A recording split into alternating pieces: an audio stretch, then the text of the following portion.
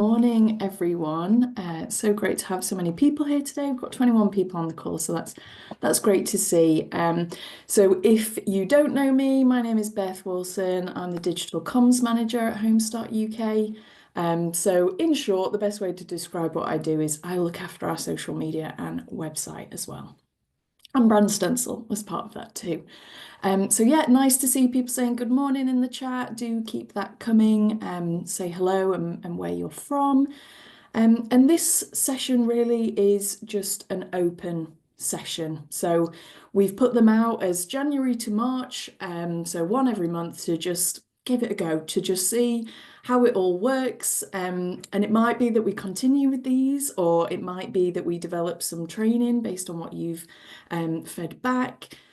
So yeah, it's just an open session for you to come with your questions. And really, what worked well last time is people sharing. That worked really well. Of if someone's talking about something and you have experience with that at your home start, it would be lovely for you to share that and share what went well or maybe what didn't go so well. And yeah, we can just talk it through really.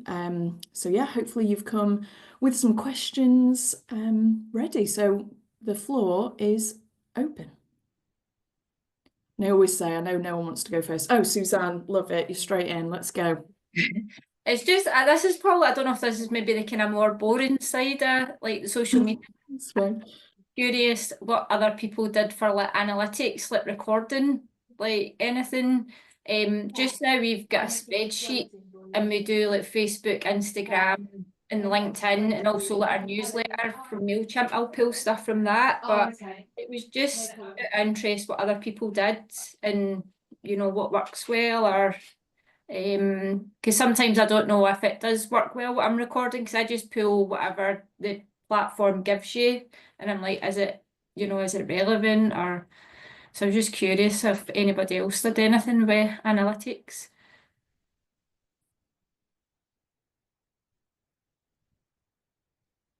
Feel free to come off mute at any time, or if it's not working, or if you don't want to chat, you can use the chat function. So yeah, has anyone got anything in response to Suzanne there about analytics? I was going to say a little while ago, and it's probably maybe a year, maybe 2 years ago, we had somebody do a webinar on Google Analytics. I can Mhm. if I can find you the link and I'll pop it in the chat for you. Yeah, That please. might be worth a watch, but it also might be worth sort of keeping in mind things might have, or probably most definitely have moved on since then. That's the only trouble with sort of webinars around Yeah. technical things now. But yeah, I'll pop that in the chat for you, Suzanne. It might be Yeah, please. That would be worth a great because watch. it's the website as well. To me, it's just like crazy jargon when I look at it. So normally I just like I'd been pulling stuff for it, but there was so much, but you can actually just download reports from it. But again, I was like, it's all fine downloading it and stuff, but then are we doing anything with it or looking at it? It's just like, I was just curious if anybody else did anything with like, the social media stuff or a better way of doing it. Oh, Becky, you've come off mute, but I can't hear you. Have you got headphones plugged in or anything? How about that? Better, Better? yeah. It's because I switch between headphones and things, depends what I'm doing. Yeah. I'm Becky, I'm at Homestart Essex with Jackie. I mean, we look at our social media analytics and but for me, it's more about what you do with them after you look at them because they're all very nice. So like it's really encouraging when we see our followers going up and all that sort of thing. And Jackie works really hard on all that side of thing. And there's a lot of different templates out there, but to be honest, most of them are spreadsheet based. They're not really anything other than that. I have to do a report to one of our committees twice a year, and that is like heavily based around the analytics from social media and Google Analytics, looking at sort of visits to the web page and stuff like that. The problem is with Google Analytics, like you say, it's not the easiest thing to use. The platform isn't that great. I've got the last couple of years, and I now manage to pull the information that I need from it. Mostly what we look at then is around our SEO words, our keywords, our search engine optimization and stuff like that. And we've got a Google Ads grant that we use for that as well, which is free for charities. It's a bit hard the paperwork's a bit of a nightmare to start with, but once you've got it, it's not too bad. But the other thing I definitely will say with Google Analytics as well is try and pick, if you're going to work on it, try and pick like your main pages. Because obviously if you're doing recruitment, then all of a sudden that month's figures for that recruitment page will shoot up. And so what I pick is like my top 5 pages about, so for instance, we're very much focusing on at the moment volunteer recruitment. So our 3 key areas, like everybody's, volunteer recruitment, donations and services. So I pick like my 3 main pages and tend to base my reports on those. And then if we've done something around recruitment, or we've done a specialist page on something like, so when we did Christmas, I'll then look at Christmas and see, and just do that as a narrative, but as like a separate report, not included in the main report, because otherwise, I mean, I don't know what your trustee boards are like, but it's very hard to track and see whether you've improved, because things are moving about depending on what you're doing on the website. So that's what we do.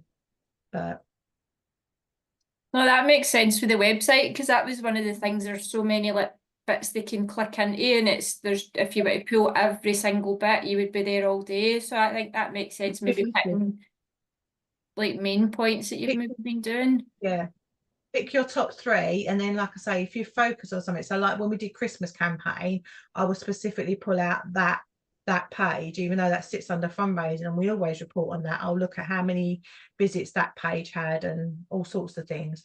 There is some really good free Google training you can do all around analytics and stuff like that. And like I say, once you've got it set up, and if you kind of keep your main reporting the same, then it kind of makes more sense as you go along. I didn't know anything about it 2 years ago, so no, thanks very much for that. That's helpful. no worries.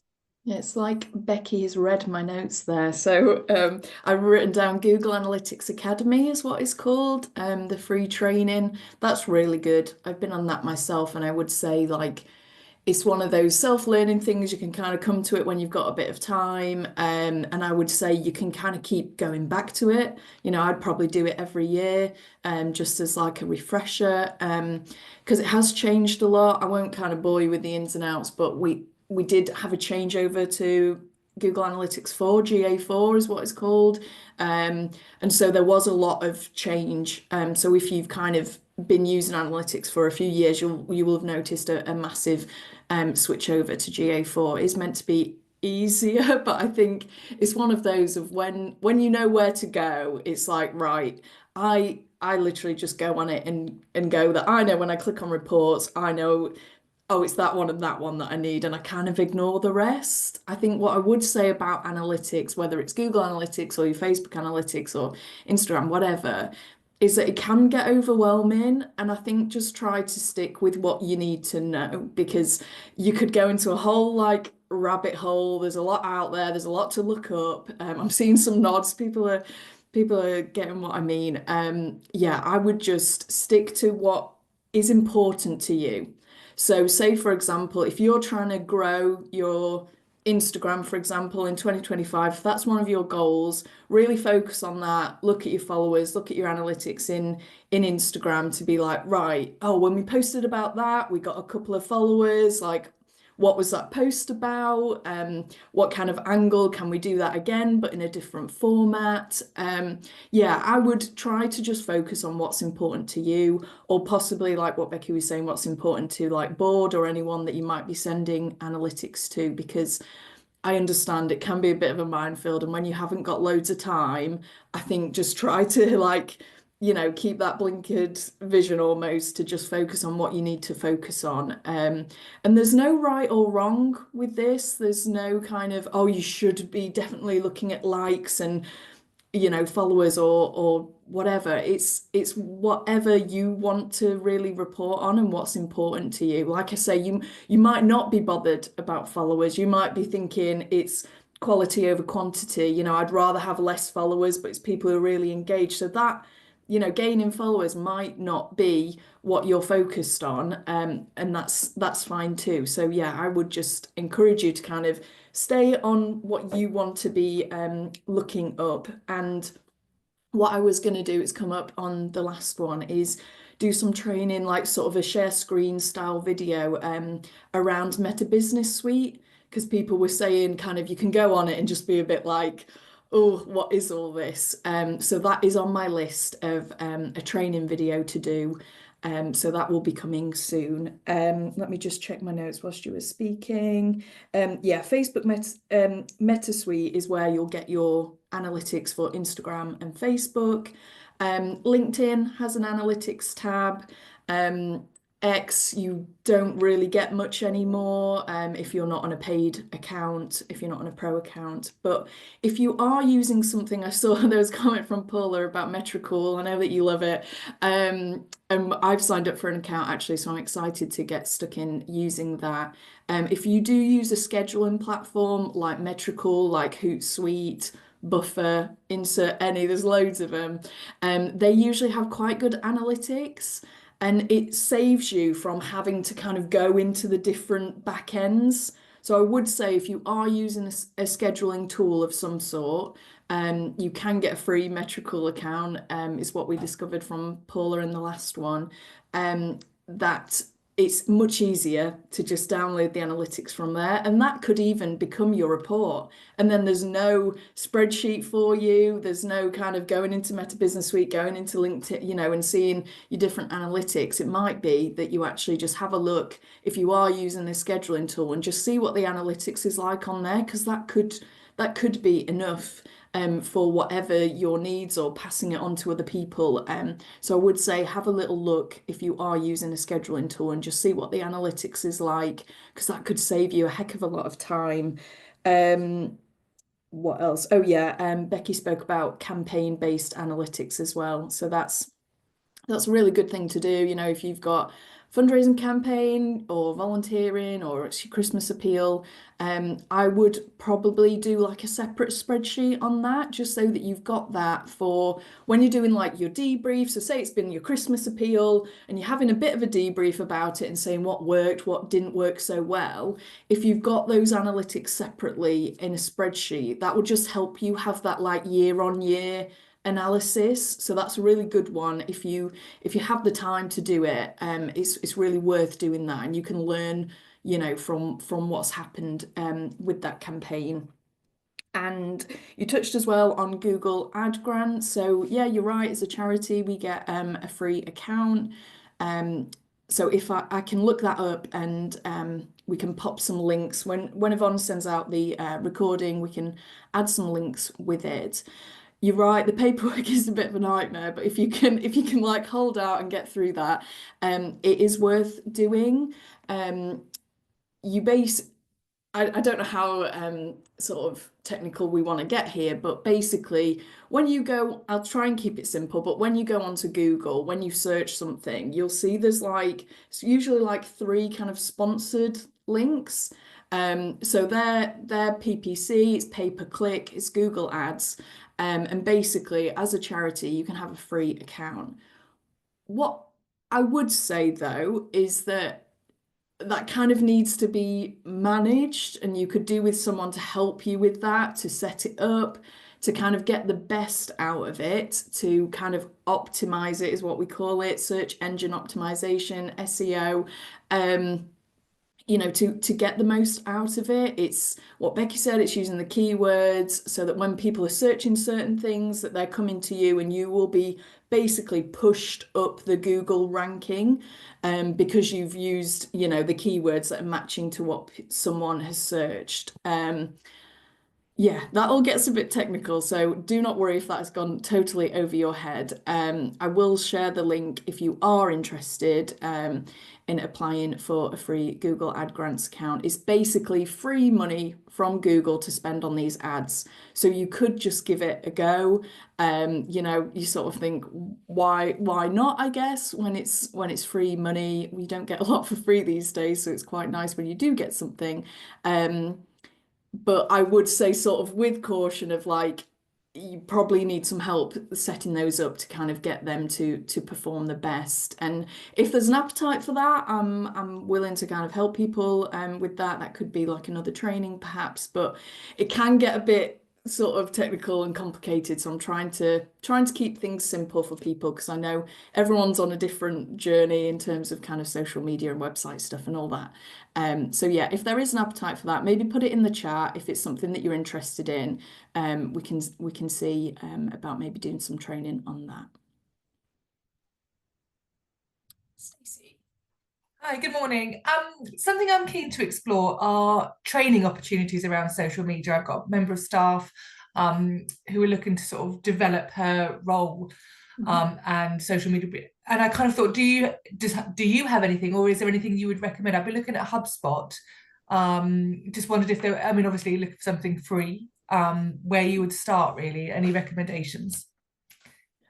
Yeah, I mean, what a great question. HubSpot are really good, to be fair. And it depends if you want, yeah, it's quite hard to find like good free training, I would say. You know, you kind of get what you pay for sometimes. But it might be that there's like webinars for them to go on that might just like help them along. You know, and then you're not having to kind of sign up for like, this is a 6-month course or whatever. I think all the sort of main like social media scheduling platform tools do really good like mailing lists and webinars. So I'll put some in the chat, just because I know when you say things out loud, people are like, how do you spell that, and all that sort of thing. So Hootsuite, HubSpot, Sprout Social. I would really recommend Charity Digital as well. They have a really great newsletter. I'll put that in brackets. Great newsletter and events. They do really good webinars. I'm not sure if they do training, but I'll pop those in the chat. I've only done kind of paid for training before. I mean, I've been on different webinars and things. But yeah, I would look at Charity Digital definitely and see if they do any training. I know they do some really good webinars, and they're all free.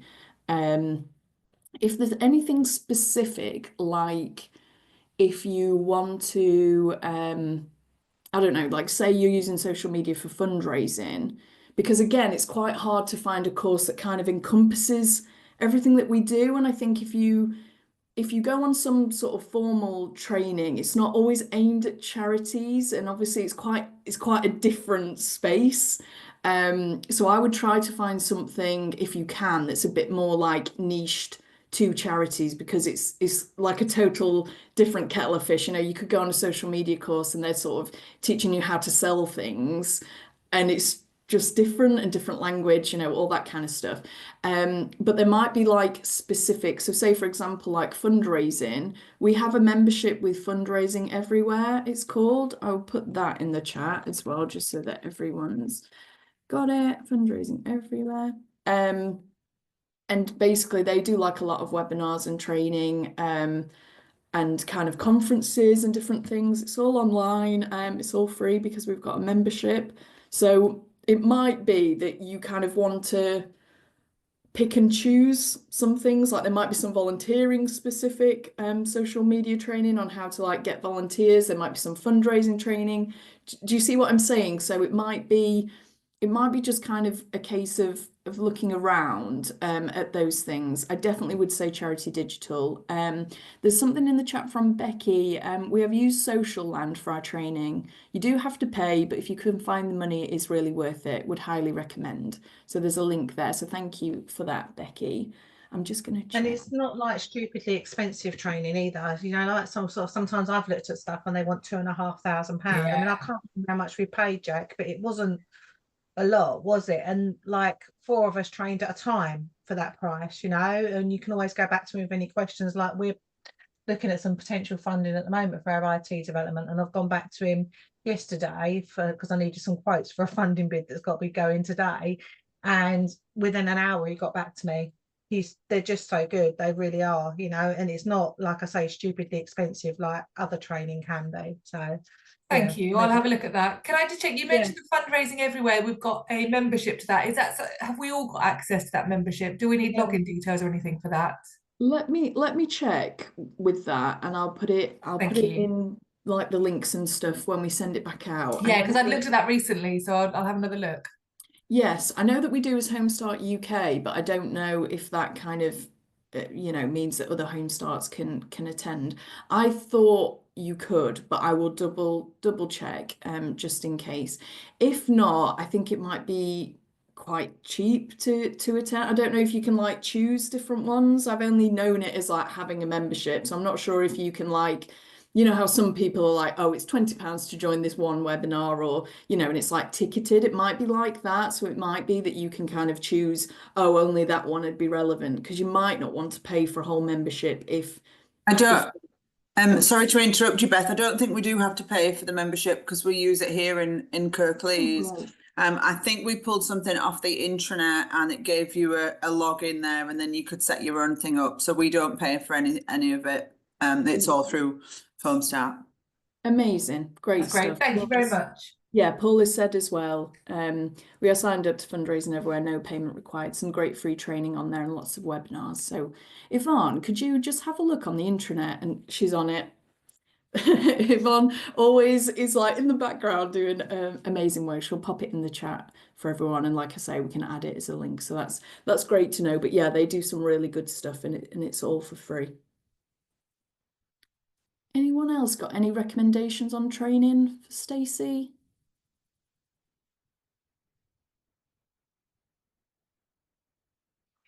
I think Miriam, did you have your, I think I saw your hand pop up.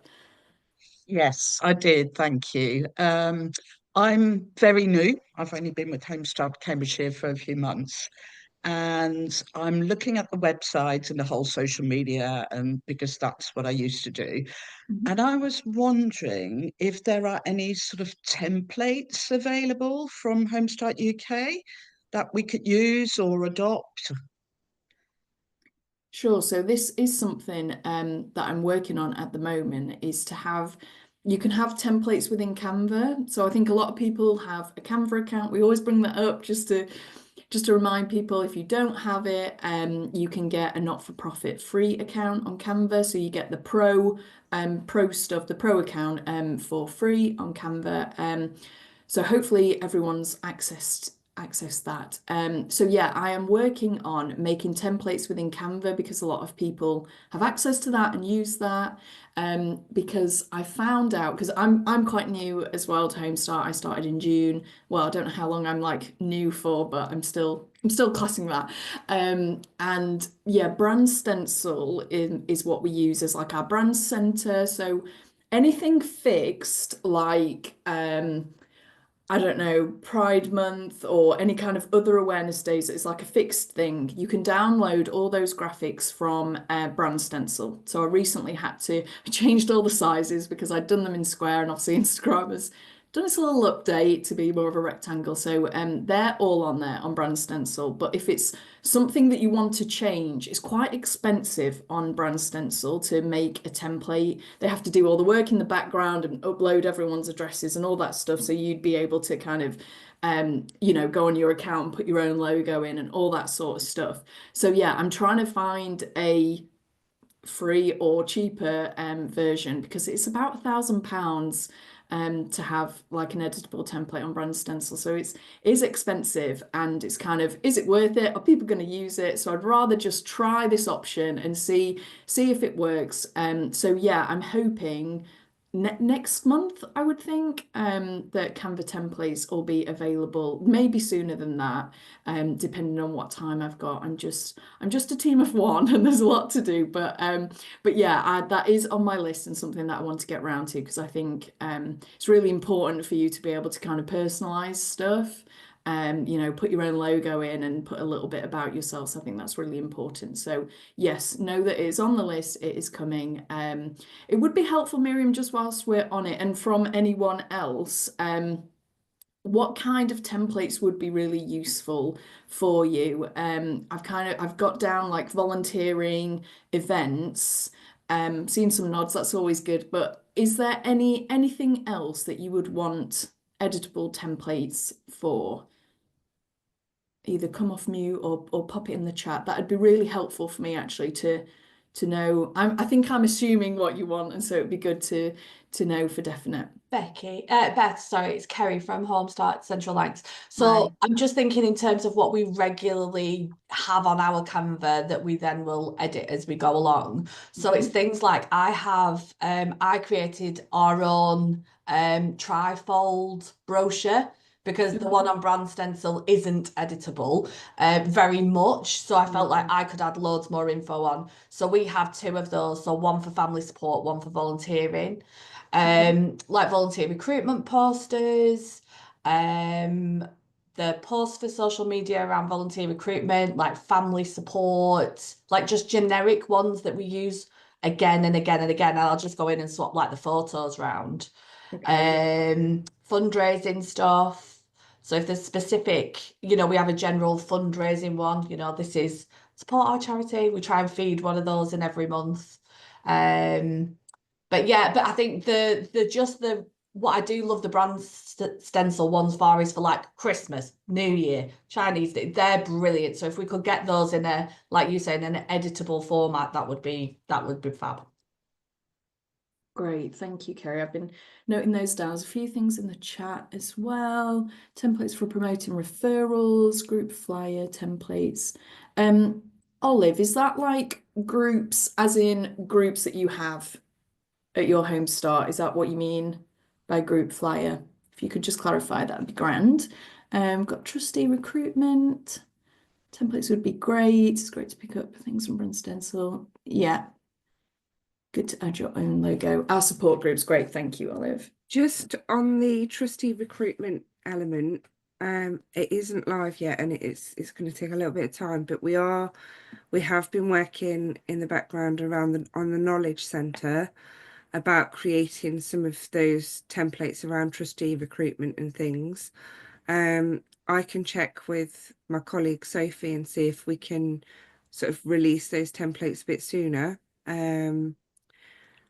just so that you've got them to use them. But yeah, at the minute they're sat in a knowledge centre that nobody can see just yet. But yeah, let me have a chat with Sophie. I'm seeing her this afternoon, so I can ask her, and if she's happy for them to be shared, I'll pop them over to Beth. Great, that's great, Yvonne. Thank you. Are they posters? Is it social media? Is it a bit of a mix, or? It's a bit of a mix. So we've gone for, if you want to sort of do a bit of a poster that you can print and put up in your window, or you can use it on social media, because a lot of what everybody does now is very digital, isn't it? Somebody's not going to take a flyer home and consider it. I mean, some people might, but some people do just look at a digital advert and sort of inquire that way. But yes, we've made it. Well, I say it's the royal we. It's Sophie's made it, and so she's made it adaptable for different platforms. But yeah, I've made a note, and I will ask her about can we share that somewhere beforehand. Great. I'm a little bit biased. I love it. It's pretty good what she's done, and it's really home printer friendly as well, in terms of not massive colour blocks and things. So Great, thank you for that. One thing I just thought about as like a top tip, just whilst we're thinking about kind of posters and things. I know that's not necessarily social media, but within Canva, there's a section on the left that's called apps, and you can now have like QR codes. So I know like the QR code had a bit of a resurgence during COVID. I know it's a bit flashback, but I think, people are used to using them, and they've kind of stuck around really since COVID. So yeah, you can get those for free in your Canva account. Just go to apps and just search QR. There's a few different ones. I find the Bitly one is most effective. And because you can put your logo in and things, it's quite easy to do. It's kind of just follow what's there on the screen. But yeah, just pop your link in and it generates a QR code for you. So I just thought I would point that out just whilst we were talking about. No, that's really good, because we'd found that one of our QR codes had expired because so many people have scanned it, and it was, bless it, it was a member of the public rang me and they were like, your QR code's not working on your flyer. I was like, thanks so much, because I would never have known otherwise. Yeah. So we'd moved to doing them inside Canva. And I think my other thing about QR codes is I don't think they're effective on social media, because you can't scan it with your phone because you're on your phone. So this is just, it's one of those things that I always just try and like chuck into the space, is that we don't put QR codes on our social media stuff, only our print content. Yes. Yes, sorry, I didn't clarify that. When I was talking about posters, I meant like when you're printing out a poster to have it on in your window or wherever. Yeah, you're right, Kerry. I always think that when I see people do it, I think you're already on your phone, like you'd have to borrow someone else's phone or something to scan it. So yeah, it doesn't quite work. Right, let me just see what's going on in the chat, if there's anything to respond to. If anyone else has a question and wants to jump in, go for it. I'd quite like to know if there's anyone that's done anything really successful recently on social media, any particular campaigns that have been successful they could share.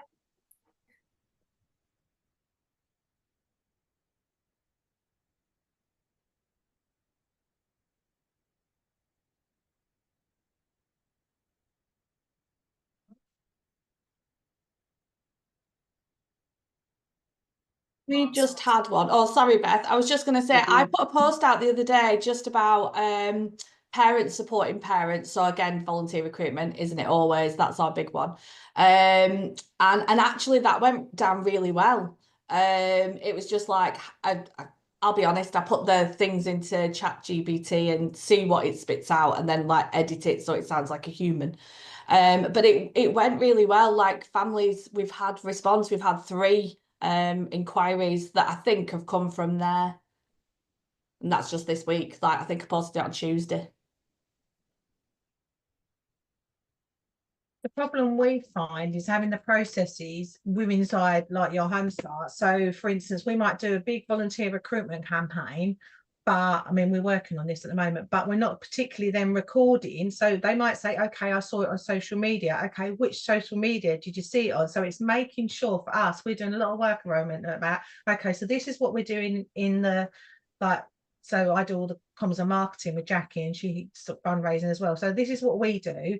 What do we need other people to do in order to know that what we're doing is working or whatever? So we're making some changes to like our volunteer inquiry form. So like, if you saw a poster, where did you see it? Trying to capture information, but not make it too complicated at the same time. So it is tricky, but actually for us, we need to know that, so that when I'm asking, because Jackie does all our social media, I just oversee it. When I'm asking her to do this particular campaign or whatever, and she's putting all this work into doing these great templates and everything, is it working? Are we then getting any inquiries from that? So it's being able to track it. So that's what I would say, like from your point of view, when you're working, really think about, okay, what do I need somebody else to do within Home Start to know what I'm doing is working, you know, because that's where we're kind of falling down a bit at the moment, I think.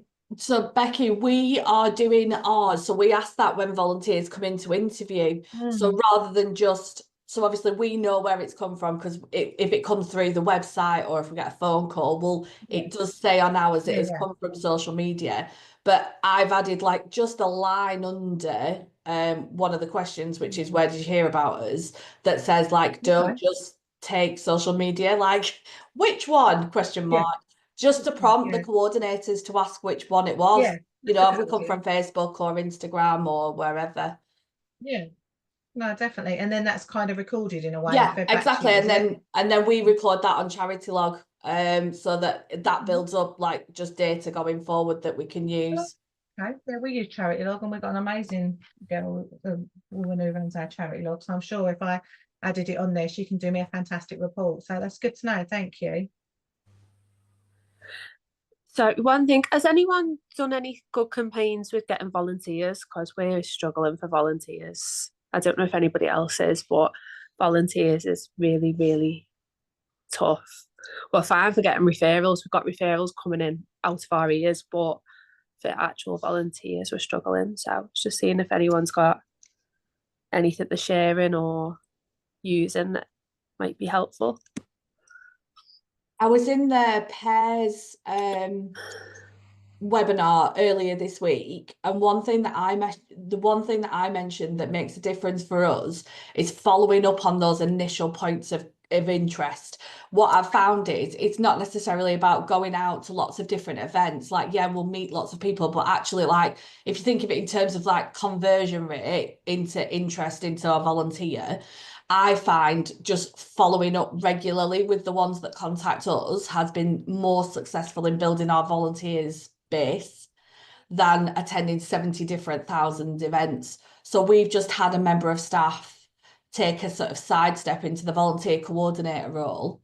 And that's what she's focused on, is following up. And then sort of after a week, if we've not got an application form back, is there anything else you need from us? Is there some further information we can get you? You know, like not hounding, but just regularly following up with people that don't come back. And I think for us, we found that really successful in terms of like time cost per volunteer. So like if you go to an all-day event, the time cost is a lot for the member of staff. So yeah, that's what we're finding has worked well at the moment, because we do get most of ours come through. We have an expression of interest form on our website, and most of our contacts come through there. But before Katie was doing this like dedicated role, we probably lost a lot that we could have converted into volunteers, really. Yeah, thanks. It's just getting that initial thing in. And is anyone doing TikTok? No. Lots of shaking of Heads there. I Well, know, because would- everyone's like, oh, you need to get on TikTok. And I'm just like, I've made an account. That's as far as I've got. But yeah, it's hard. I think it's just hard doing like scheduling the posts, doing all the posts, especially when it's not like your actual role, you know, because obviously every home start's probably the same and everyone does a bit of everything. Because it's like creating the stuff, making the posts, and it's just about that being constant. So I think I like Instagram because then it just goes straight to Facebook, dead easy, and I can schedule them all.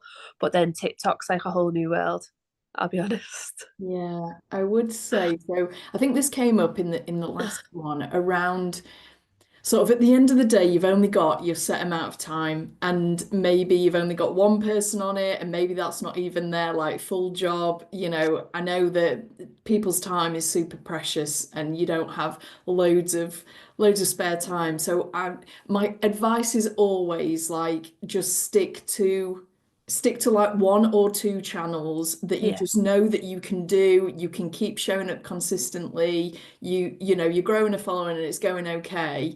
Because the more that you add in, it just becomes really difficult to manage it. Yeah. And the thing with TikTok, I mean, I know you can have like friends on there as almost like follows, but it shows you loads. It just shows you random stuff. So it's very hard to be like seen on there. Yeah. So it's like, you know, you're having to kind of, I mean, people are posting like multiple times a day in order to be seen, and I saw that and I was like, oh my word, that's a lot. It's a lot. Yeah, it is kind of too much. Before I started, I found out that someone had made a TikTok for Homestart UK, and I was like, no, because I'm scared of it because I don't have the time. You know, it's just me and my team. I already manage all our other social accounts and the website and everything else, and I am a bit scared of it, to be honest, in terms of like I don't. And I know what we could be doing, and I see the potential of it, but it is just that time. It's having the time. Yeah, and no, I totally agree. You've just said that. making videos I'm a all the stick with my time. Instagram. I know how to use that. Yeah, stick in your safe Yeah, place if that's my little working for bubble. you. I'm like happy in my bubble there. Yes, you. yeah. Let's have a look what's happening in the chat. Oh yeah, Jackie, you can end up down an absolute rabbit hole on Twitter, definitely. Becky says it's moving. We focus on Facebook, Instagram, and LinkedIn as these are most successful. We have X, but not really using it and considering closing it down. Not sure it's the right platform for us anymore and better to shut than not use. Yeah, I totally agree with that. Stick with what's working well. And if you've got any that you're not using, I would say just delete those accounts, just close those accounts, because it looks worse having like a dormant one. I don't know if you've probably had it in your own experience where you go to kind of find someone or something like a business or whatever. And just when you see like an account and you think, oh, well, they haven't posted since December 2022 or whatever, and you think, well, you've just wasted my time. I'm trying to find you. I'm trying to connect with you. So yeah, that's not very good for kind of, I guess, brand look, is having like an old account. So do remove those if you can. I see there's a hand up. I'm just going to finish on the chat just in case. We came off X for similar reasons. Yeah, you have to post so often. Oh, Stacey, I'll just answer Stacey's question first. How often should we be posting on our social media platforms? So this comes up quite a lot. And what I would say is that it's about consistency. And what I always say is what that means for you.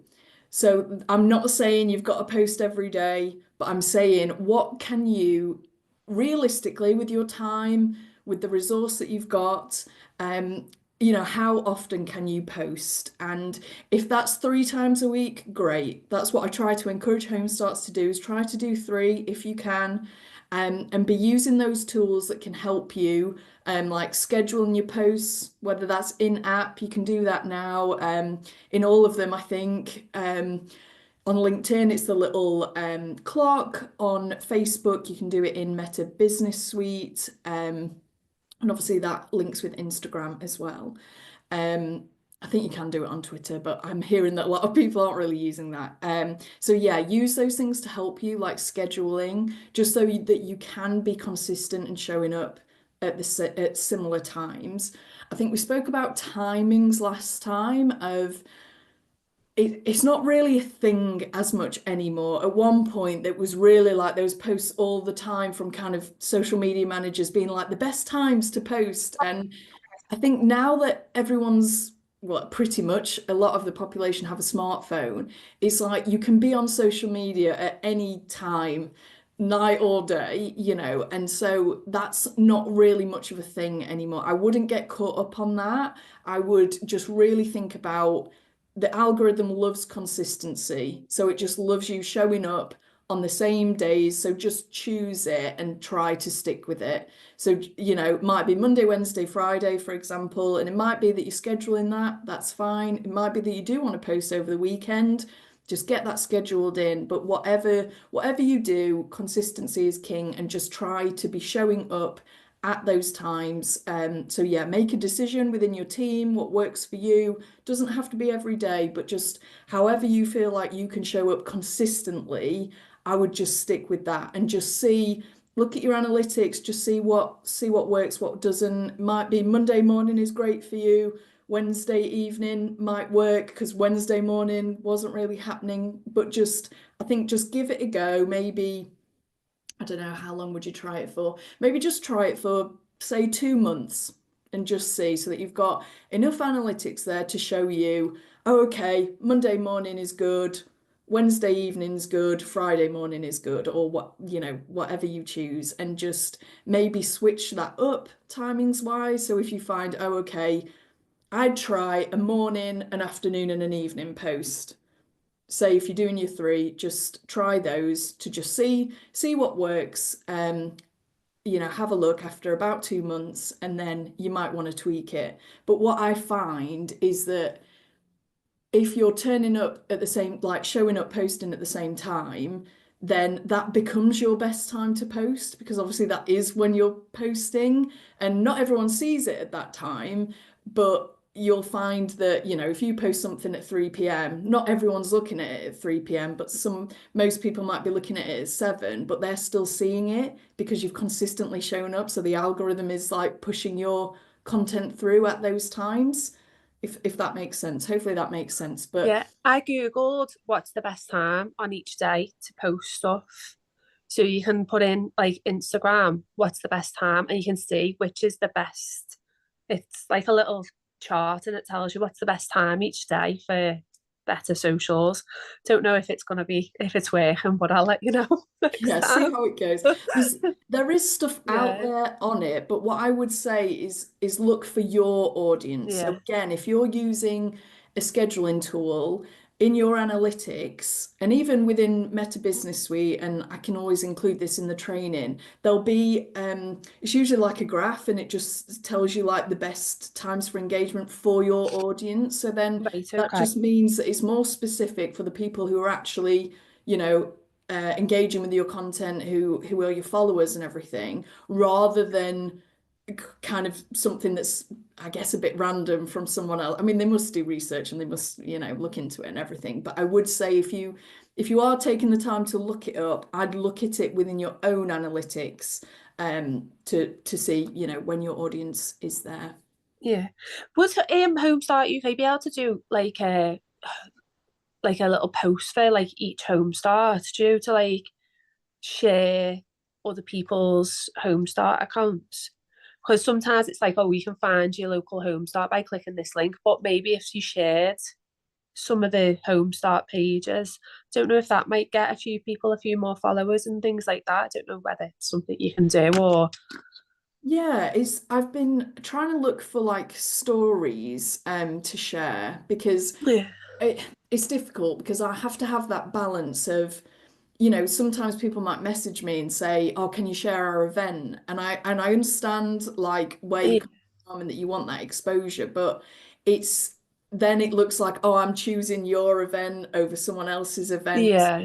It's getting that sort of balance of not showing sort of favoritism to people. But what we love to see and what our audience on Homestart UK love to see is stories.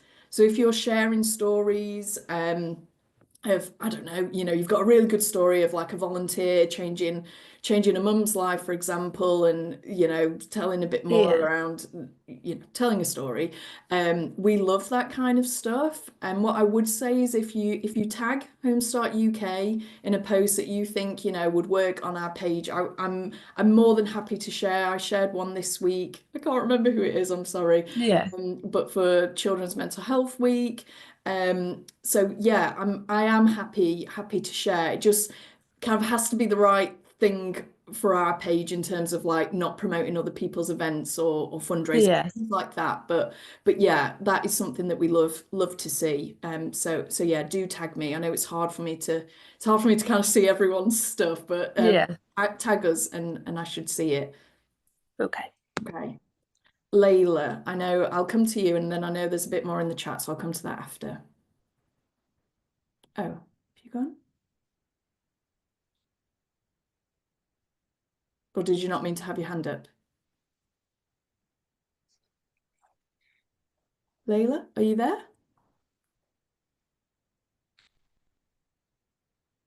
Okay.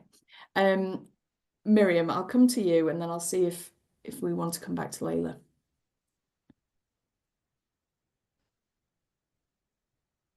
Miriam? Oh, sorry. Yes.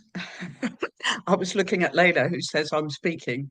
She says it in Oh, the chat, but I can't hear her either. okay. Layla, if you've had like headphones in, that can affect your sound. So just see if it's connected. If you go on audio at the bottom, there's a little arrow up next to it, and just see what's connected. And I'll come back to you if it doesn't work. If you pop it in the chat, but I'll come to you, Miriam. Okay, so my question is on sort of audiences and targeting.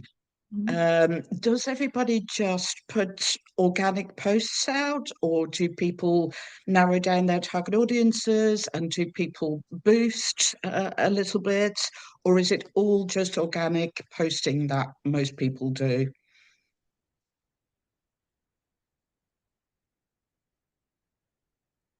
over to the floor, either unmute or pop We in. just do organic posts at the moment, but I'm keen to explore. I'm sort of new to the role as well, and I know my predecessor did some paid for campaigns, and I could certainly see there was a spike in, it was for volunteer recruitment. I could definitely see a spike in our volunteer recruitment, more so on the website than actually converting to inquiries. But so I'm keen to explore options, but again, it's a bit of a minefield where you put your money and how much you spend and all this sort of stuff. So it's, yeah, some advice would be useful. Okay, thank you. Shall I jump in on advice? If anyone's got any experience to share, then do. It's a tricky one, I guess, because obviously organic is free apart from like your time. And so I would encourage you to keep going organically. I would encourage you to post into Facebook groups. That can work really well.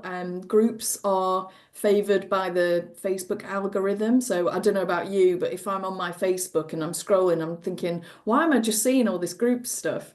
Yeah, I don't know why. I don't know why they've chosen that, but I think it's maybe to kind of help with kind of community building and things. So do be posting into your groups. You can easily do that by clicking share to a group, and now you can literally just tick the ones that you want to share to, so it's nice and easy. On paid, what I would say is that a lot has changed, as you can probably imagine, within Meta. It's quite hard now to get return on investment with paid campaigns. The kind of cost has gone up quite a lot. There's quite a few restrictions on who you can target, that kind of thing. But what can work well is boosted post. So I'm not sure if you've seen those before, but when you do a post, it Sorry, comes up. Beth, I missed that word. What did you say? What? Boost. So it's a boosted right. post. So when you Yep. post, it might come up saying boost this post. And again, there's some kind of ins and outs of sometimes you can't always boost a post. I think it comes up and tells you why, so you can always click on that. But when you boost a post, you can have a much better targeting in terms of like local area. So when you do like a sort of paid for campaign, you don't get as much kind of leeway of kind of location. You're kind of trying to build up an audience based on like what they've liked on Facebook. Whereas a boosted post, you literally have this kind of dragger, so it finds you like on the map, and you kind of drag it along to say, oh, only go like 1 to 2 miles radius, for example, or if you've got a bigger area, you know, you can put up to 10 miles, and you can kind of move your pin on the map to make sure you're in the right place. So that can work really well, and it doesn't need a lot of budget behind it. So in my previous role, I can give you an example of like we did like a volunteer post for we had community groups. So it was a bit similar to Homestart in that we had community groups across the UK, and they wanted a volunteer driver. So I made this post, you know, did the radius and everything, and kind of tagged it as volunteering, all that stuff that all comes up. It's quite easy to follow. And we only put, I think it was £50, and we got 9 people who, you know, followed the link. I think we put it to their website to you know, fill in the form and everything. And, you know, whether those 9 people were good, who knows? But I know that they did get the role. So they did get at least one person, obviously, to fill the role. So that's something that's worth thinking about, because you don't need a lot of budget. Now, whether that has changed a bit with kind of the Meta changes, that's always changing. So unfortunately, it's a bit of a test and learn. And I know if you've got small budgets, you kind of don't want to keep giving. So I understand that. So if you do want to dabble, I would dabble with boosted posts first. That'll be much easier. A to set up, it is much easier than like a full ad campaign. That can get a bit complicated. You have like different ad sets, and you can upload different what am I thinking of? Different graphics, different videos, different media, that kind of thing. you know, and you have to change each one, all that, it gets a bit complicated. Whereas a boosted post is where you've already done a post. So do your post like the best that you can, that what you really think is engaging, it's got your call to action on it to visit the website, to, you know, say apply to be a volunteer, if that's for this example. Yeah, make your post the best that you want it to be. Click boost post and then just really just follow it on screen. But there's much less to kind of put in. And like I say, you can be much more targeted in your local area. So that could work, but it's one of those where nothing is ever guaranteed with that kind of thing, unfortunately. And like I say, it is a bit of a test and learn. So I would just use your budget accordingly of what you feel like you can give.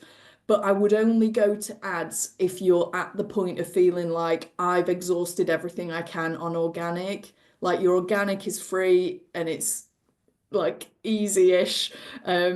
You know, and I would only really go to paid when you're like, oh, I really just need this volunteer and nothing I'm doing is working. So I'd say keep it your organic, posting into your groups. That'll really help you see how that goes. Just looking at your analytics, just see, kind of get into a bit of a rhythm with being consistent, all that stuff that we've spoken about, and then maybe turn to paid when you're like, right, you know, I do need some extra help here. I hope that was helpful. Great, thank you. Okay, we've just got 2 minutes left. So I just want to double check anything. I think there's been a lot in the chat. Right, how's it, Stacey, before? So, okay, so Bonnie, would you be okay to send me an email? And I can speak to you about that. I think it looks like there's a few people who've had some issues with their Facebook page being closed down. Sorry, I'm just reading these just to see if there's any other questions. But it looks like Bonnie and Becky are going to be emailing each other, and that's really great to see everyone supporting each other. And if you're emailing each other and then you want to email me and add me to the email chain, go ahead. Okay, I'm just checking. Some good advice from Jackie here. Sometimes I try and schedule on Instagram around the times of key TV shows like Love Island, Traitors, Big Brother, soaps, and people will be fiddling with their phones, messaging friends. So that's a really good tip there. I find now, you know, you're not always even watching TV, are you? You end up kind of the pull of the phone is so strong. Paul has said about Metricool.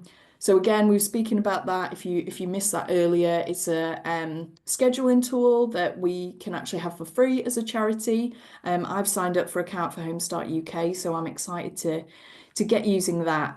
But yeah, that's another one of those tools that does show you the best time on the platform to post. So do have a look at your social media schedule, and if you use that, or even within Meta Business Suite, it will show you. Layla, I'm aware that we didn't come to you, and I know that we're at time now. So if you want to drop me an email with your question, I can answer it for you. Oh, sorry, it's here in the chat. Social media. Corporates. I'm aware of time, so if you do have to dash, do feel free, but I'll just come to Layla's question. I was wondering if people have had success using social media, especially LinkedIn, for more corporate support, particularly if you find specific wording around CSR, ESG gets more views / likes. So anyone got any experience of that you want to speak about?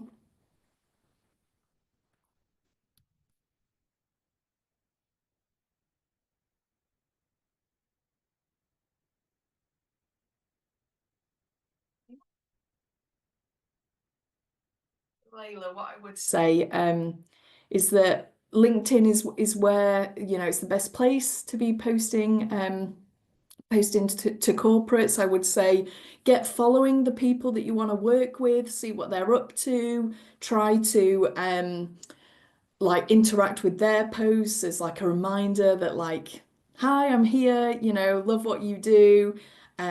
Even like we'd love to, this looks great, we'd love to work with you, or we'd love to be considered for charity of the year, or you know, whatever their post is about, I would try to be connecting with them, interacting with their stuff.